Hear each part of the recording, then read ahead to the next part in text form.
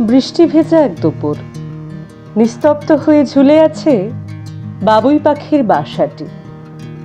বাইরে টুপটাপ বৃষ্টি, আর সেই বৃষ্টির মধ্যেই চলছে ছোট্ট সংসারের জীবন।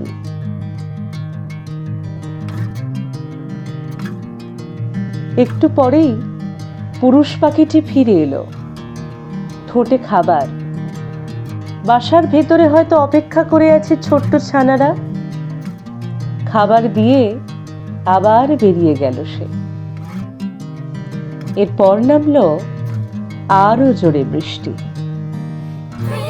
বৃষ্টি থামতেই ফিরে এলো স্ত্রী পাখি, ঠোঁটে খাবার। বাসার ভেতরে ঢুকে ছানাদের খাওয়ালো সে, আর হয়তো নিজের শরীরের উষ্ণতায় কিছুটা আঁকড়ে রাখলো তাদের।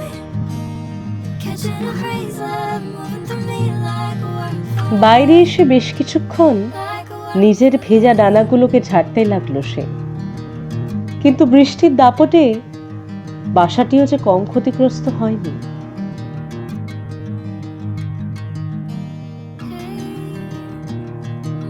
এর কিছুক্ষণ পরেই দেখা গেল পুরুষ পাখিটিকে। এবার তার ঠোঁটে খাবার নয়, নতুন বাসা তৈরির উপকরণ। নষ্ট হয়ে যাওয়া অংশগুলো মেরামত করতে শুরু করলো সে। এক টুকরো ঘাস, এক টুকরো তন্তু, ছোট ছোট উপকরণ দিয়েই আবার শক্ত করে তুলছে তাদের ঘর।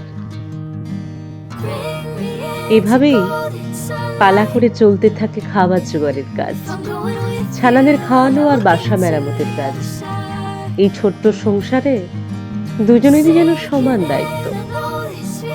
তবে প্রকৃতির পথে সবকিছু যে সবসময় তো সহজ হয় না। একবার বাসা থেকে বের হয়ে আসার সময় বিপত্তি ঘটল স্ত্রী পাখিটির। বাসার বুননে আটকে গেল তার পা। অনেকক্ষণ ধরে চলল তার মুক্ত হওয়ার চেষ্টা। বারবার ছটফট করলো, নিজেকে ছাড়ানোর চেষ্টা করলো। শেষ পর্যন্ত সফল হলো সে, মুক্ত হয়ে উড়ে গেল। আবার এখানে থেমে থাকে না। বৃষ্টি আসে, বাসা ভাঙে, বিপদ আসে, তবু ছোট্ট এই বাবুই দম্পতি আবার শুরু করে। কারণ এই বাসা শুধু ঘাস বা তন্তু দিয়ে তৈরি নয়, এর ভেতরে রয়েছে তাদের অপরিসীম ভালোবাসা, দায়িত্ব আর এক ছোট্ট পরিবারের বেঁচে থাকা।